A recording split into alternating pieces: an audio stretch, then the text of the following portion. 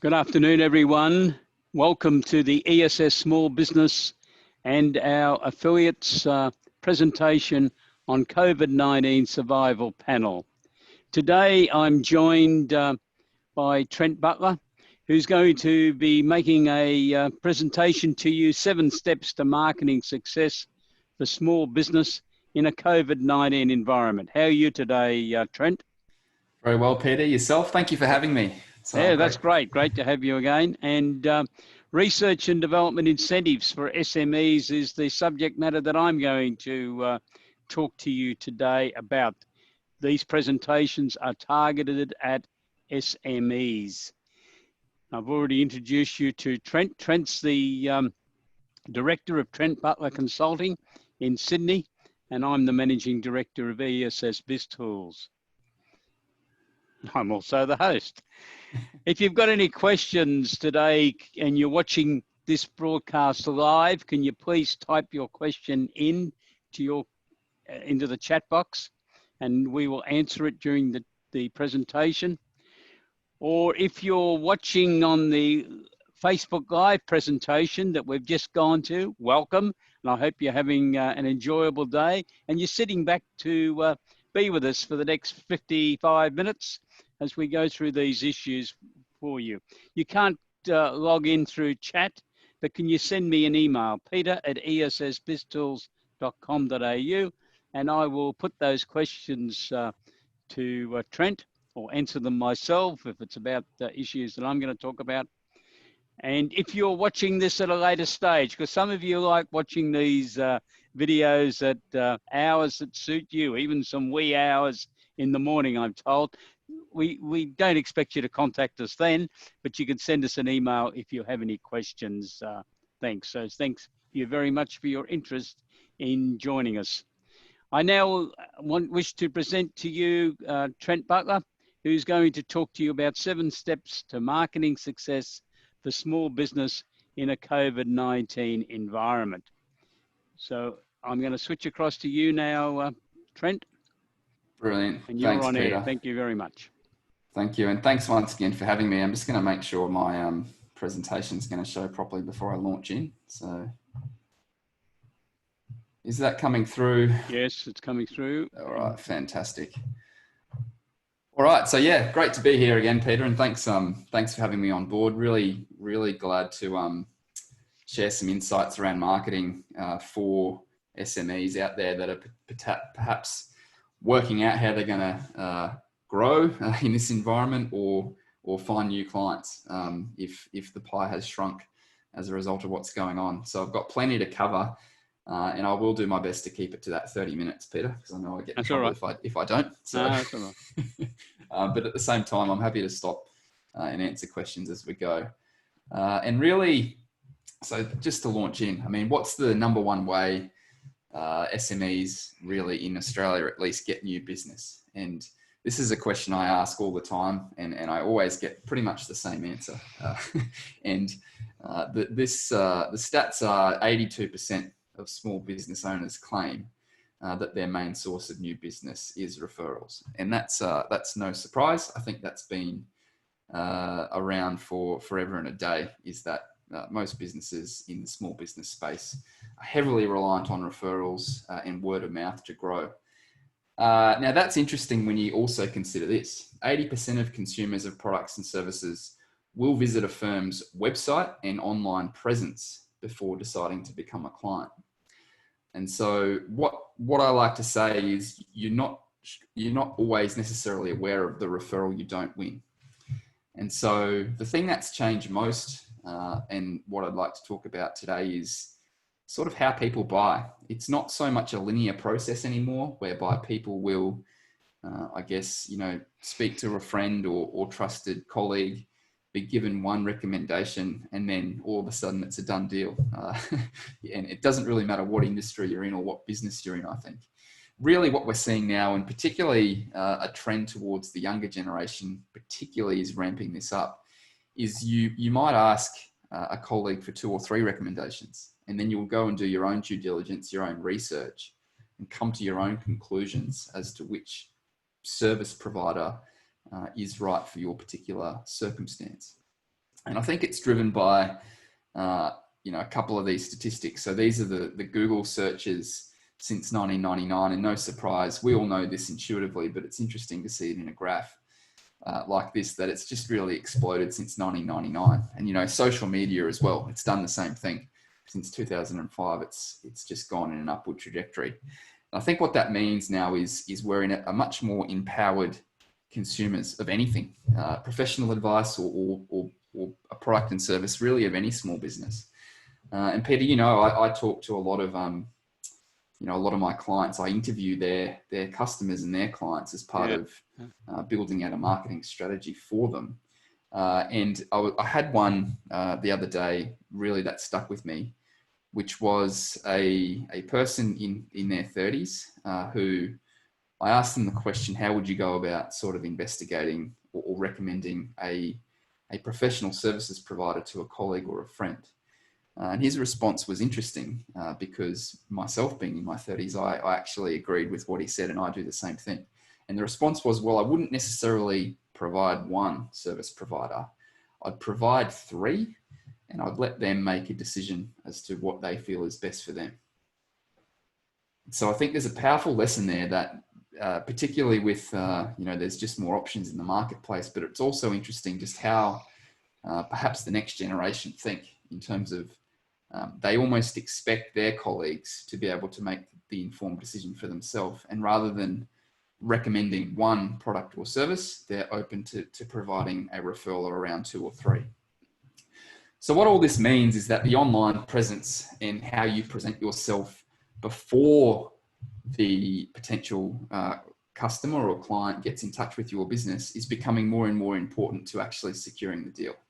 And what we believe, and the way that we think most small businesses should really think about this, is a 7-step process. So starting with strategy or a marketing plan, and then building out from there in the order of this diagram we've put together. So a website that builds trust and demonstrates expertise, content, search engine optimization, social media in a sensible way that makes sense, email marketing, and then potentially as well some paid advertising. And really, when you put those 6 things together in the right order and in the right dosages that make sense for the individual business and their circumstance, really that's how we believe marketing should be approached by a small business in this current environment.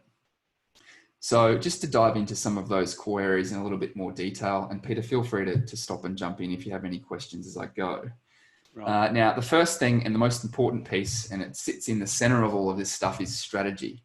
It's pretty much impossible to know what tactic to do next and what makes the most sense for your business unless you have a sound plan or a strategy wrapped around that.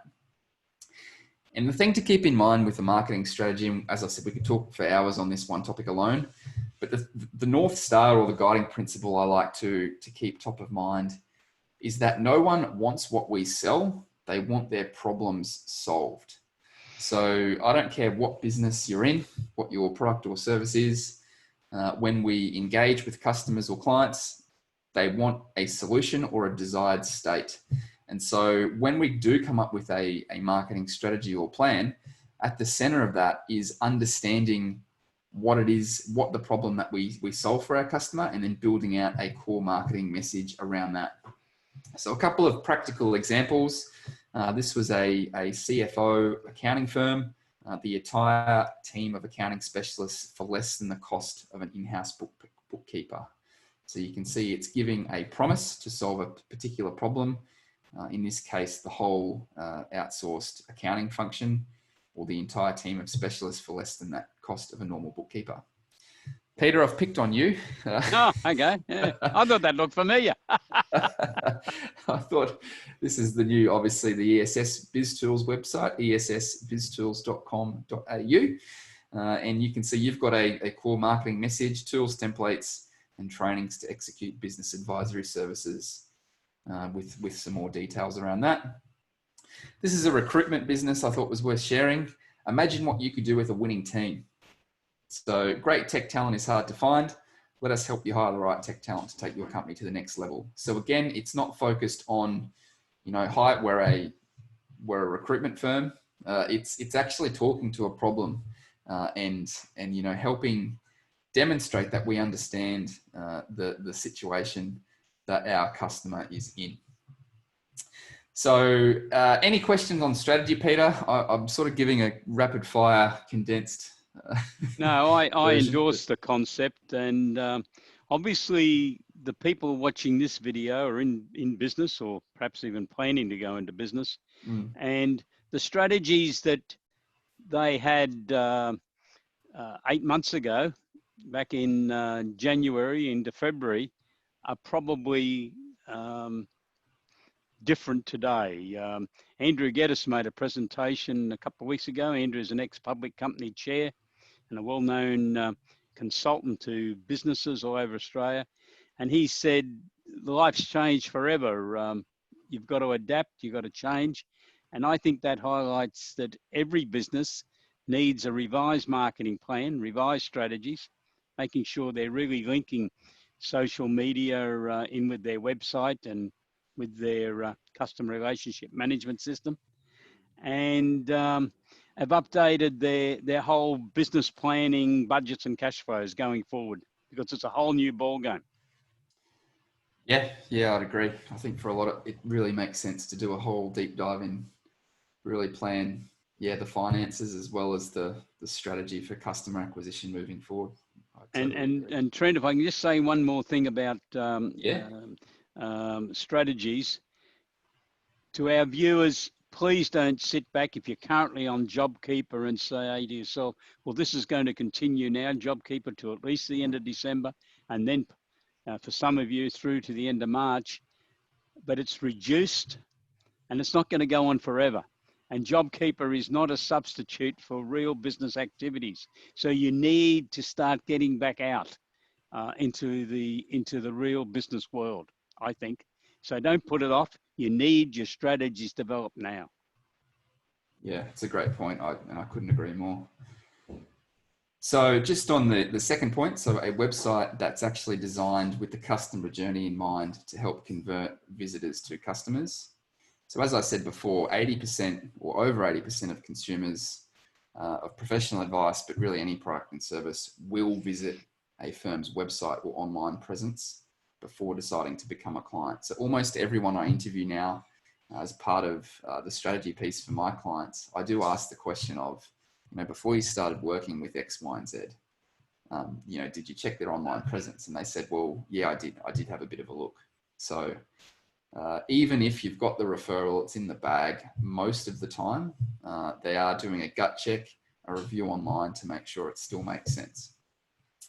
Now, a website in the current marketplace, and probably even pre-COVID as well, it did have a lot of jobs to do.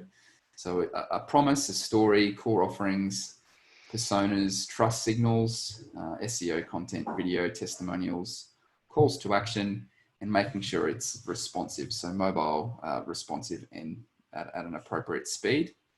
So again, a problem-solving message. So your website, if you just want to do a quick audit of your own site against these pieces, it should have a problem-solving message above the fold, which should ideally be your core marketing message. Peter, I've picked on you again because I think your website does this quite well. Your video, in terms of demonstrating who the brand is, who the people behind the brand are. This one's from a remodeling business, which I thought was great sharing as well, particularly for those firms where their team or the experience of their team is a huge component of the value proposition. So what this particular business did was, rather than hide each of their team members away in a separate page, they put a short 1-minute video of each of their professional staff front and center on the website, on the homepage, so that not only could you understand who the principals were or who the directors of the business were, but also who you'd be working with. So I think for particularly professional services, accountants, lawyers, etc., who might have some experienced staff, chartered accountants on their team, I'm really thinking an approach like that makes a lot of sense. So rather than just having a hidden away page of the staff, really showcasing who they are as people, bringing it to the front of the homepage. Circling back to ESS again, so who we work with, so really calling out on the website the buyer personas or the ideal people that fit the product or service. Again, some reviews or testimonials where businesses have them, make them front and center so that people can understand the value and feel confident knowing that others have been before them when dealing with a business. And also calls to action. So you can see here we've got learn more or book a demo on your homepage, Peter, which is obviously guiding the buyer towards the path that we want them to take, keeping in mind that the website is serving a purpose as part of a broader strategy to actually get clients to come on board with us. Yes, and I'm very happy with that, Trent. So I would support anyone who wants to talk to you about this type of strategy, because I think it's the way to go. You've got to bring these are not separate activities, is one of the things I've learned out of all this. Social media, LinkedIn, Facebook, Twitter just doesn't stand on its own. It's got to be linked in with something else, and that's obviously the website. And unfortunately, I know there are some accounting firms out there, and I'm sure thousands of small businesses haven't got a website. So how do they feature on these sort of survey results that you have, that 80% of people want to go to the website to check it out, for businesses that haven't got a website? Yeah, well, I think they're really missing out. They've got a problem, haven't they? Well, I call it the hygiene standard. So a big part of what we do in our strategy piece, Peter, and you know, because we went through this together, is we do a bit of an audit of what is the hygiene standard within our marketplace that we're dealing with. And so more and more we're seeing that standard improve over time. I think some markets have a long way to go, but there's definitely pretty much in every business product and service you can think of, more and more there are firms moving into this space of really adopting this as a core strategy. So I think, I don't like saying it, but I think you do risk an element of being left behind if you're not really getting this stuff right, which is a shame, because you know, you might lose out to someone who's actually not as strong on the back end. That's right. from a delivery perspective, but who perhaps takes the time to get this right. And the other element too, Peter, I see particularly with accounting firms is, you know, if you're not going to do it for yourself, do it for the team, do it for the staff coming through, because even from a recruitment and retention perspective, you know, your staff are looking around, they're seeing what other firms or other businesses are doing to support their peers. And so I think that drives a lot of it as well. It's if, you know, you also risk losing out on the team aspect in certain segments, not all businesses, but certainly in professional services, I can see that starting to happen. Right. All right, so the element 3 of our 7 steps is to master the everyday SEO. And again, a lot of this stuff is a long session in and of itself, but I'll just give you the quick basics. So here we can see, you know, search engines are the most important online search when looking for local business. Again, it's not the be all and end all, but definitely, you know, we do know in pretty much every industry, there are some search terms that get a hell of a lot of traffic. And so if your content on your website and the structure of your site is not optimized to play to that traffic, well, again, you're potentially missing out to the stream or the firms that have this down pat. So the 3 biggies with SEO, and again, I won't go into the technical side of all of this, but there's 3 elements to it, really: the structure and function of your website. So things like load speed, things like how your site is structured, you know, title tags, all of that sort of fun technical back-end stuff that has to do with the structure and function of your website. That has an impact on your organic search rankings.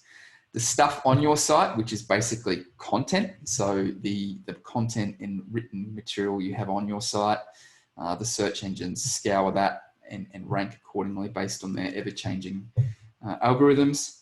And then stuff on other sites that talks about stuff on your site. So this is what's called backlinks, and whether reputable sites are out there talking about you and linking back to you, that also has an effect on the performance of your site from an SEO perspective. And so when I'm talking about backlinks, you might have sort of, particularly for a local business, this could become very important. So you might have suppliers referring back to you, local events, local media, a church or charity referring back to you and your site. And all of these things basically tell Google and the algorithms that they have that this is basically a reputable site that we should send traffic to because people, it can help them. So section 4, let customers talk about you with great reviews. We're definitely seeing this uptick in recent times with things like Google My Business. So again, having a systemized way to strategically collect reviews and feedback from your happy clients and then displaying those reviews as part of your online presence really makes a lot of sense. When those foundations are in play, I think social media to create awareness and build trust makes a lot of sense. And so social media content today, so what you're actually posting on social media, the way I think about it, at least anyway, that it really fits into 3 buckets. So owned, which is you did it, earned, which is they did it, so you're linking or sharing to someone else, and paid, I think makes a lot of sense as well. So actually paying the platforms like Facebook or LinkedIn to display your posts to a targeted audience. So just to give that some some real world examples. So this is a post you've done, Peter. I can see from your LinkedIn, which is great. It's a video. Really, videos are obviously really engaging and human and authentic, and those are the posts that tend to do the best. They did it. So this is where I think someone's sharing a post that someone else has done. So in this case, Lisa is sharing a post of an accounting firm. Again, that's an example of earned. So they did it. And then paid as well. So this is a law firm, just for demonstration purposes, that's promoting through the LinkedIn platform to people that want to speak to a lawyer. So any questions on that, Peter? Because I know social media is a huge topic. People get excited about it all the time. And how often do you think the people who are watching this video or going to watch it, how often should they be active with posts on their social media accounts? Yeah, it's a great question. My response is probably daily if they're going to be doing it properly. But that said, that seems like a lot, particularly if you're on the small business side of things that just wants to do it yourself. I think if you're just getting started, I think once a week is a really great target to hit, and just shooting for that consistency of doing it, because doing it once a week is better than just throwing your hands up and saying it's all too hard. But at the same time, I think to do it properly, I think really once a day makes a lot of sense. Andrew Geddes, who I referred to earlier, made a comment last week in one of the presentations he did with us, saying to business people, keep your marketing up. Don't let it fall off at present. What would you say to that, Trent? Yeah, I totally agree. I think the biggest challenge to that, everyone generally understands that. It's more around executing and actually getting it done every day, particularly when your core business isn't marketing, and you may not have the resources internal to help you do it. So I get that. I agree, keep the marketing up, but I also appreciate it's easier said than done just from a resourcing perspective. Yeah. And I guess that's what I always say is it's really, again, going back to strategy and coming up with a plan that really makes sense for each business owner.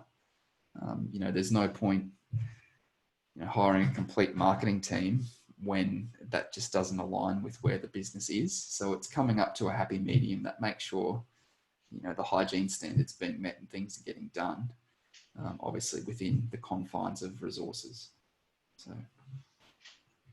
Okay. So item 6, so capture leads ready to buy now with online advertising. So this post here is an example of paid or online advertising, particularly through the LinkedIn platform. but there's other channels of paid advertising as well. So typically we'll see paid ads through Facebook as well as Google in various forms. So why paid advertising? Why would you pay one of these platforms to advertise? So these are probably the four best reasons I can come up with. The first is near immediate results or feedback. So with things like a content strategy and the SEO I was speaking about before, those things really aren't an overnight fix. They take time, they require dedication and an investment of resources from a content perspective to actually make it work. And you don't necessarily, there's no way of gaming the Google system to magically appear at the top overnight. And anyone that promises that, you should run, because there's a lot of people that will promise the world, but don't do that. That's a trap.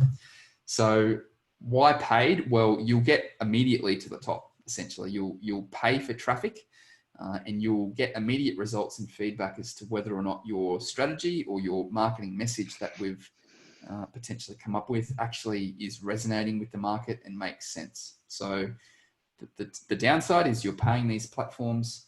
The upside is you're getting that feedback sooner rather than later. High demand searches. So you can tap in relatively quickly to searches that are in high demand through Google.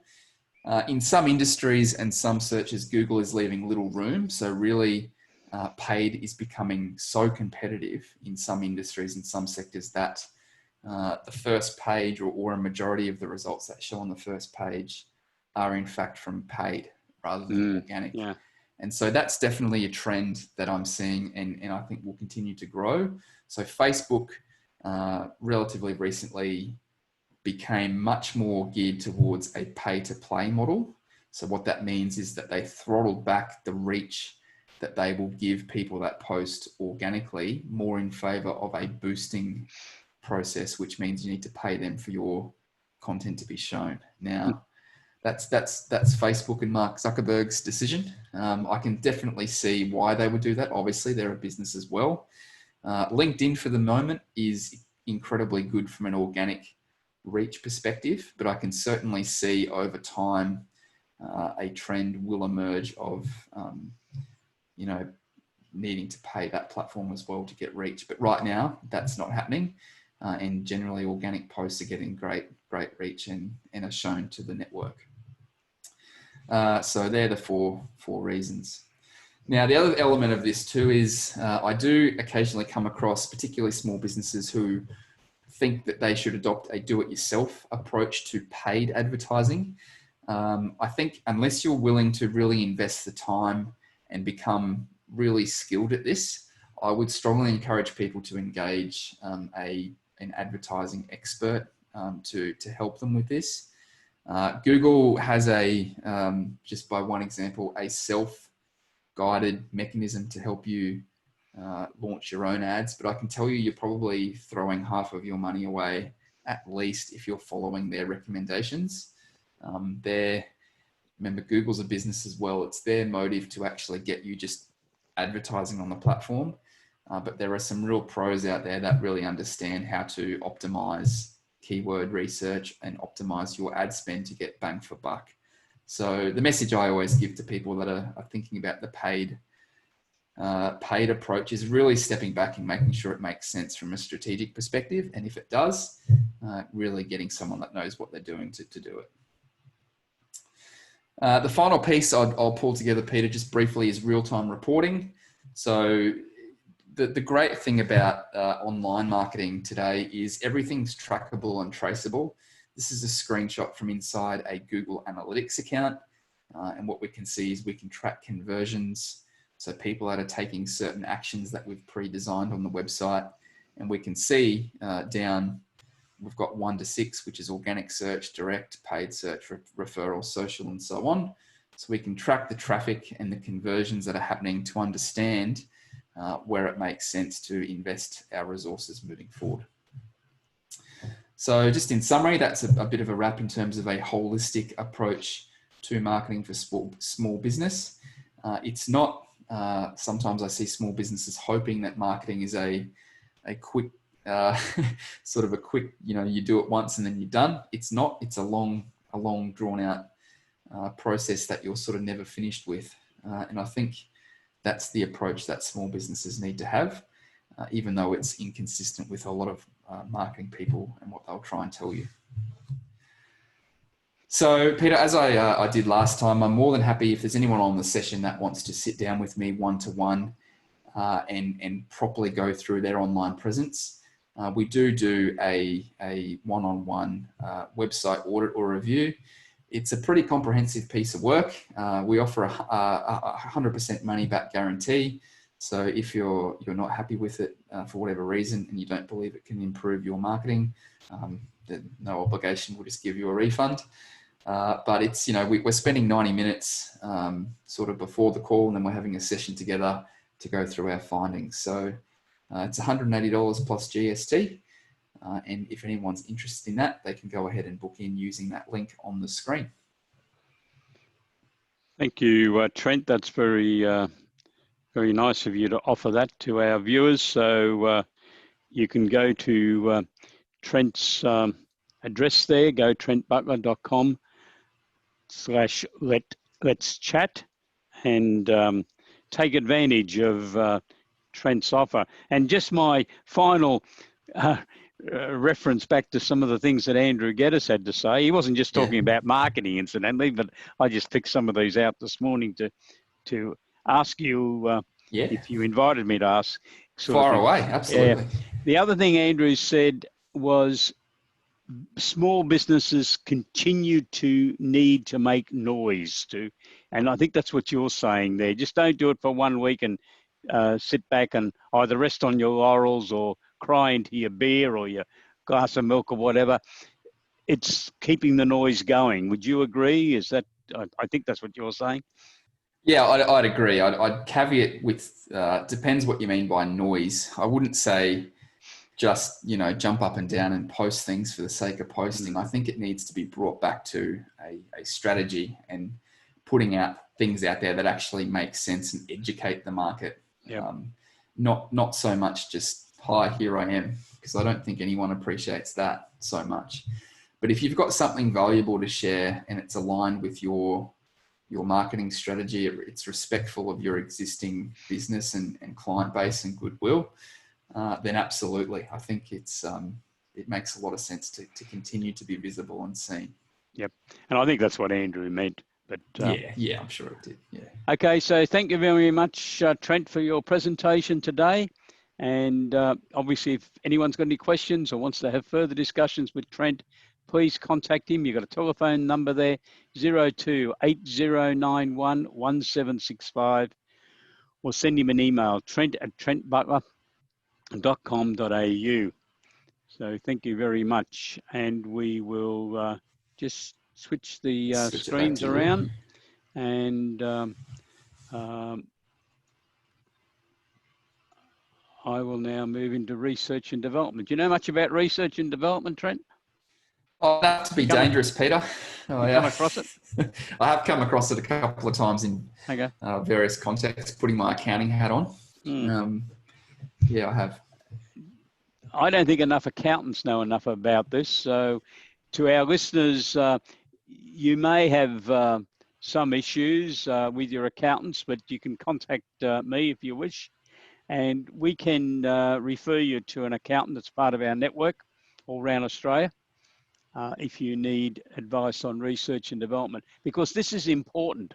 Many of you could have been sitting at home during this lockdown period and you've had an idea, and it might have been an idea that's been in the back of your head for years, but you've taken the time to go down to your shed or to your spare room or got onto your computer or whatever, and you've developed something. You may already have a prototype. So you've taken your idea, you've made some preliminary investigations. You've now reached the stage of where can you get help? Now, if you really think you've got something valuable, you might want to talk to a patent attorney, but you're probably not at that stage yet because you still have to develop it to get it to a prototype. But this is going to start costing you money. So is there any way you can get a taxation advantage? And that's what I want to talk to you today about. Now, to get a taxation advantage, your research and development needs to be undertaken as a company. So don't start getting upset that you've spent a lot of time. You probably have, but in doing it. But if that's your own time, there wasn't a tax deduction as such for research and development, unless you are paying yourself. And if you're doing that, you probably already are in a company. So your company is vital for being the research and development entity. The minimum expenditure that needs to be undertaken to claim research and development, which is an incentive, is $20,000 on legitimate research and development items. And the company has to register with Oz Industry within 10 months of the end of the financial year. So this is a bit different to a lot of other things in Australia to do with taxation, where you've got to do things in advance. For research and development, the basic registration has to be made within 10 months of the end of the financial year. So for argument's sake, financial year ended 30th of June 2020, registration for research and development has to be completed by the 30th of April 2021. But it can be completed earlier if you have, I'll just go back to that, if you wish to lodge your income tax return earlier than 30th of April, your accountant probably wants you to, so they can get their lodgements with the tax office up to date. And there's a real issue why you will be very much motivated to do so, to lodge your tax return earlier, that I'm going to share with you in a moment. Now, if your company's gross income is less than $20 million a year, that's the segregation point when it comes to research and development, $20 million income. The research and development offset that your company will receive is calculated at 43.5% of the eligible research and development expenditure for the year. 43.5%. If it's over $20 million, the rebate is calculated at 38%. So there's a definite advantage for small businesses. So let's look at some of the other issues on this. There is a set process contained within the legislation as to how you go about research and development. And some people get a bit upset about this, but it's the way the system works. And it's very similar if you can envisage what you think would go on in a university when they're researching activities, and they do it very regularly. And the legislation has been based on what happens within a university. There is preliminary investigations, and the terminology is called prior art searches. And what that basically means is getting on the internet, going to Google and searching what's been done about this, who may have already invented a product or undertaken research and development somewhere in the world. And I've got to stress, this is not just in Australia. This is the world. You can search the databases maintained by the various patent organizations in each country, and the biggest patent registry is in the United States of America, to see if someone's registered a patent. But you don't necessarily have to register a patent to be undertaking research and development. And if you find any prior art, which is the quaint terminology that's used for this, keep a record of it, please. Print it off and keep some records of what you might have found or didn't find, and write yourself a file note. In fact, one of my strongest recommendations relative to research and development is write some notes. Get a book and start writing up in a diary what you're doing day by day. Date it and what you found in your searches, because the record keeping is very important if you have a tax audit, and you can have a tax audit relative to research and development. And try to think along the lines of what would people do in a university. If you've never been near a university, ask someone that's been there or worked there, what they do in their research and development activities. And the key activity that you need to identify, my apologies for jargon starting to come into this presentation, but it's the way the whole system is documented. You need to identify core research. So it's a main item. That's what we're here to do. You can have supporting activities that are occurring, but you must have a core research and development activity for every legitimate research and development project. So it's the core reason you're doing something. And this is something that people need to get their heads around. The outcome cannot be known or determined in advance on the basis of current knowledge that is generally available or from experience. So research and development really means that you're trying to find something new that doesn't exist at present. Now, if a company's got 100 security guards wandering around their building and all sorts of security on their internet and never publish reports, no one can be expected to know what they might be working on. But if they've been registering patents and they've been putting out press releases, therefore, if you search on Google, you will find a lot of information about what they may have developed, then it is impossible to argue that you could not have predicted the outcome. So it needs to be a clean area that you're going into, that as far as you can work out, no one else has been there before. So you don't know the outcome. And the outcome can only be determined by applying what the legislation calls a systematic progression of work. Now, what that basically means is you write down what your steps are going to be. How am I going to go through and work this out? So you need to identify the new knowledge that you think can be produced from what you're going to do. Jot it down, make some notes. And one of the key words that comes into play here is hypothesis. Now, again, you might say, well, that's a real university terminology. It is, or it's a medical term.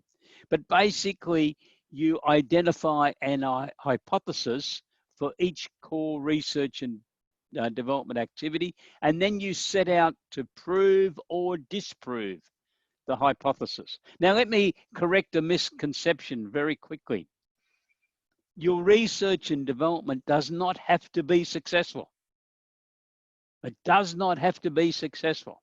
If you get to the end of this and it's a dry gully and you haven't found, you were not unsuccessful, that's okay. You can still claim the costs of that research activities that you've undertaken, your wages, if you're paying yourself wages or salaries, the cost of your team that's got time records to support the time they spend on the project, or if you've hired external expertise from a consultant to assist you on this particular project, that is claimable research and development, whether you found out something new or not, whether the product works when you got to the end of the trial. And some people get confused about that. I had one accountant in Sydney rang me on one occasion and said, oh, we can't claim any of that expenditure. And they spent a lot of money because it was unsuccessful. I said, you're joking, aren't you?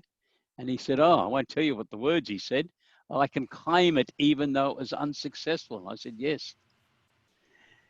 So the hypothesis needs to adequately describe the technical and scientific ideas that can be tested through a systematic progression of work. I've just finished completing a major research and development review for a client, and they had 22 current projects underway, and they had 2 to 5 hypotheses underway for each of those projects.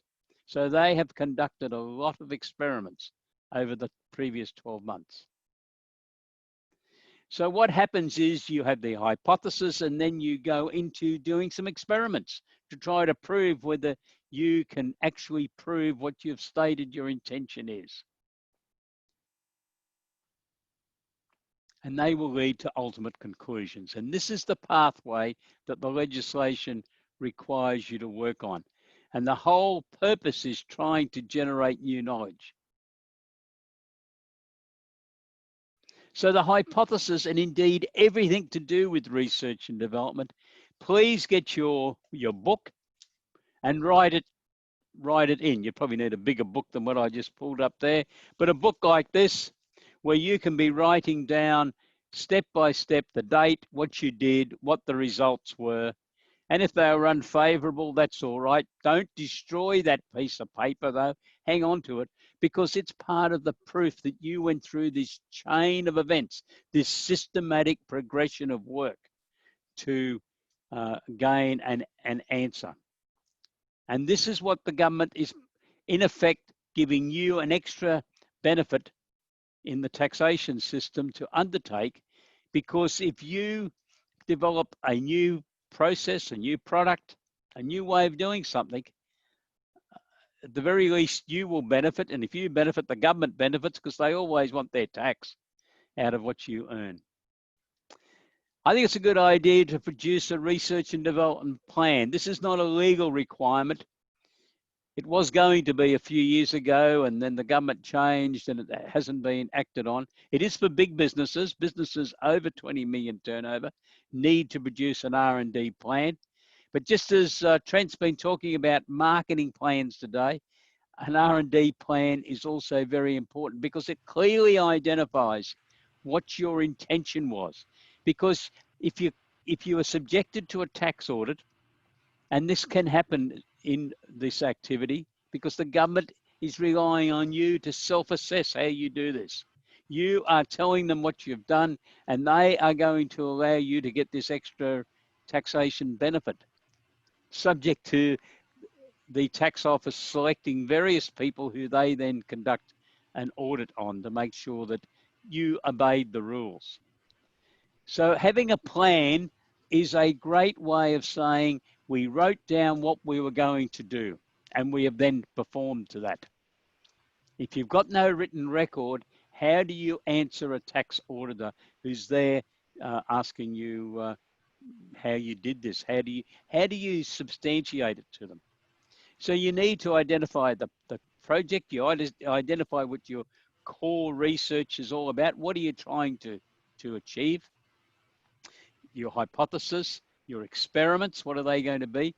Now, who's going to work on this? If you're a business and you've got half a dozen people working for you, and you've identified that 2 to 3 are going to be part of the team, note down their names, because that's important. Because the tax auditor can go and talk to those employees and gain an insight to, were they really working for 2 hours every day for 6 months on this project or not? Because that's what you've claimed for. You can hire consultants. You can hire experts to help you. It might be an engineer, it might be an environmental scientist. It might be a university might be making input, or it could be one of the registered R&D organisations that are available in Australia, primarily in the capital cities, who can undertake research and development projects. Now, if you think that you need some work done overseas, beware.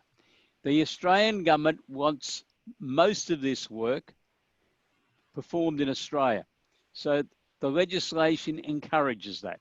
But if you've got a project that for some reason cannot be undertaken in Australia, you can put an application to the government via the Australian Taxation Office and Oz Industry, who are the two adjudicators on research and development matters. And this is called an overseas finding application. I don't know where they got that name from, but do you know, Trent? No idea, no.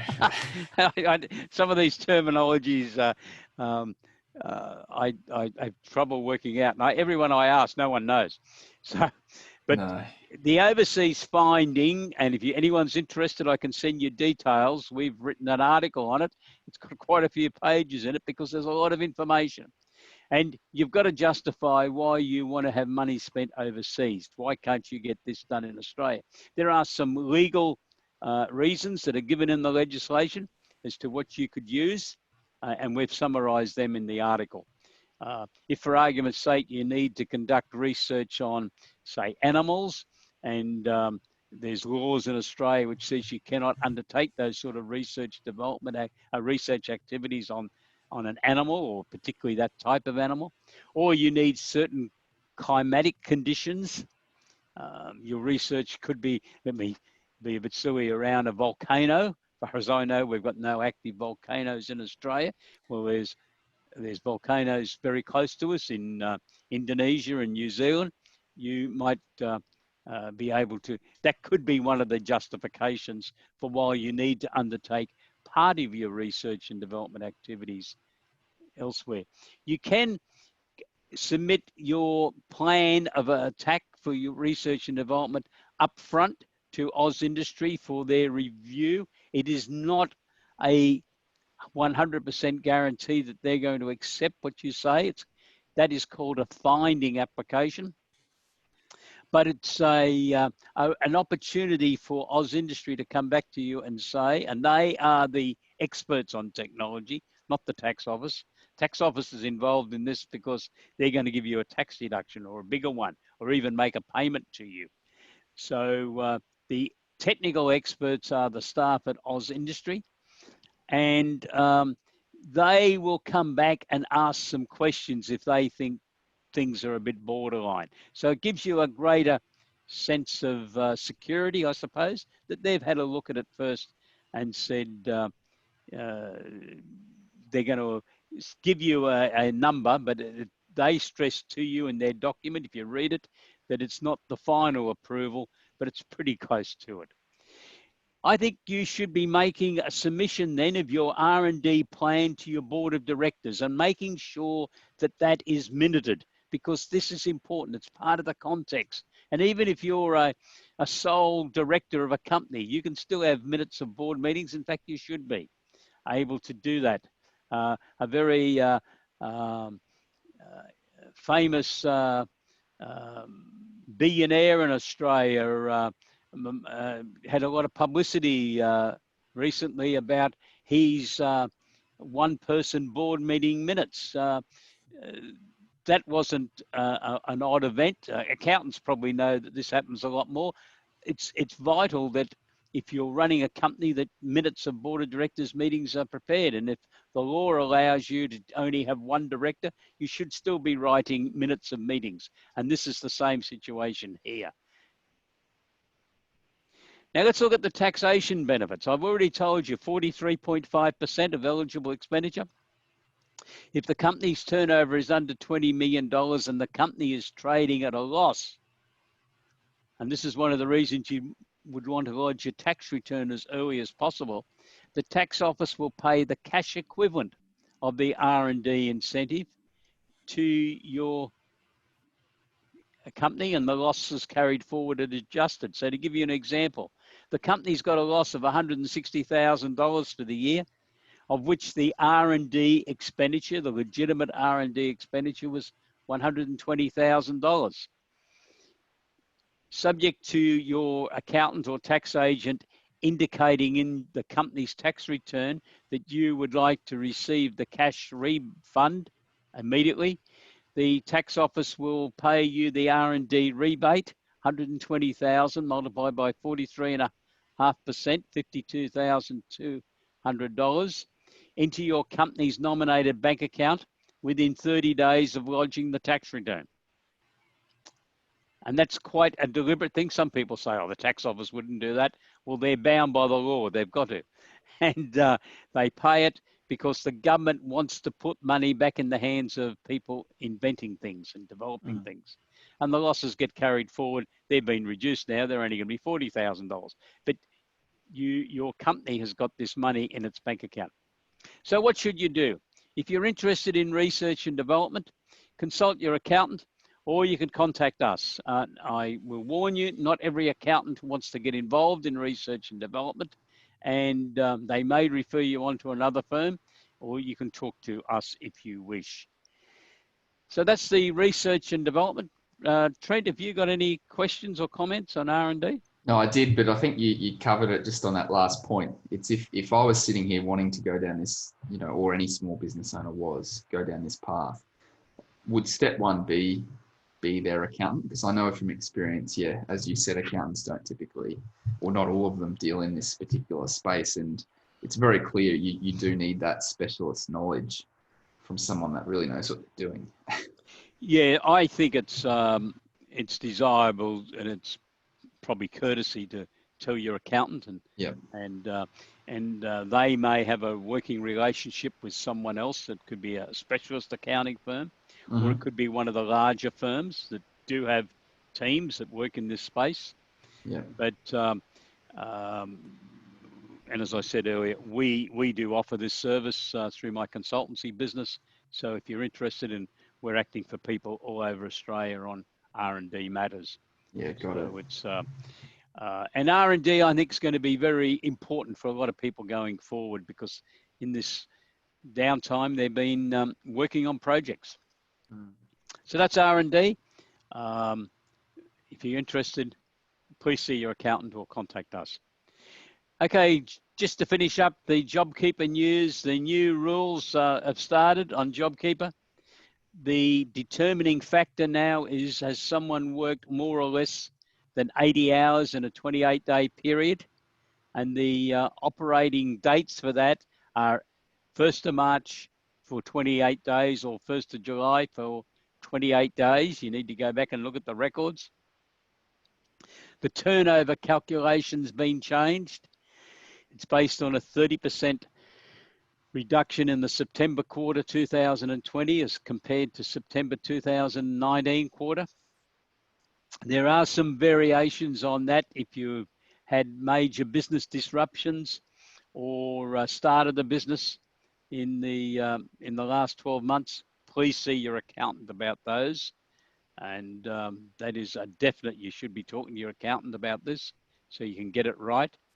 There's also new rules for company directors or beneficiaries of trusts or partners that now apply. So if you are one of those people, you may have been getting JobKeeper previously, $1,500 per fortnight, basically because you were one of those people, you held one of those positions. The rules have now been changed. It applies to the assessment of hours that you have undertaken for that entity. Were you actively involved in operating the business? Or were you undertaking specific tasks in business development or planning? You might have talked to Trent, and your role within the company, even though you're a beneficiary of a trust, has been to assist in getting the social media and websites reorganized and working in conjunction with work that Trent might do for you. That could be a specific task that would meet the guidelines, or other sort of regulatory compliance. You need to identify what you're doing, and then you need to determine whether you've spent more than 80 hours on it on those 2 test dates. Unfortunately, this is not what you're going to be doing in the next 28 days for 80 hours or more. It is worked in arrears. It's back on the 1st of March for 28 days, or the 1st of July for 28 days. It's what actually happened. So you need to go there. If you don't get the 80 hours, you can still claim as a beneficiary or director or as a partner, but you will receive the lesser amount, which is now $750 per fortnight under the new arrangements. So what's your action plan? We talked about a marketing plan earlier. We talked about research and development. So have you developed your strategies for this new year? Remember, the first quarter's come and gone. Where did it go? Don't leave it much longer to do your planning. And please remember, as I said earlier in Trent's presentation, JobKeeper is being phased down. A lot of businesses will not be still in it today that were in it last week. The end of December, the government expects a similar drop-off to occur, and by the end of March next year, it will be finished. And the Prime Minister seems to be pretty sure on that, in that they want to get the country back to work. They want to get business activities. This is why they want the state borders removed everywhere at this stage, bar Victoria, but so that interstate commerce and tourism can recontinue. So now's the time to get your business strategies fixed up for the next 3 years. Talk to your accountant about these issues, or you can contact us. And most certainly on the issues that Trent spoke to, you can contact him. So if you're interested in improving your marketing, we've got Trent's details there. So please contact him and have a discussion with him.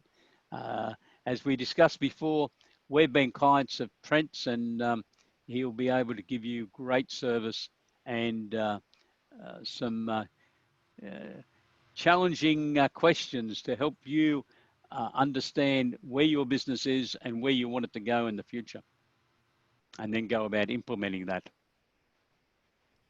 ESS Small Business is here to assist SMEs, and there's a range of activities that we can help you on, and you can view all these on the ESS Small Business website. So why not visit us at ESS Small Business and have a look at the material that's available to help you run a better business in 2020-21. Our next survival panel presentation for small businesses is on Wednesday, the 14th of September at 12 noon, AEST. Our presenters are Matthew Karakalakis, a partner of AMK Law, who's going to be talking about legal issues that are affecting businesses out of this virus, and Jordan Lowry, the Managing Director of Blackstone Business Group, who is a Workplace Health and Safety and Fair Work Australia expert, and he's going to be talking about all of the human resource type activities that go on in businesses, and what you as a business owner can do to improve all that. To register for that webinar, just go to our website, www.esssmallbusiness.com.au/webinars.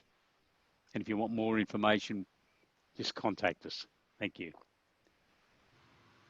So thank you very much for being with us. Stay safe.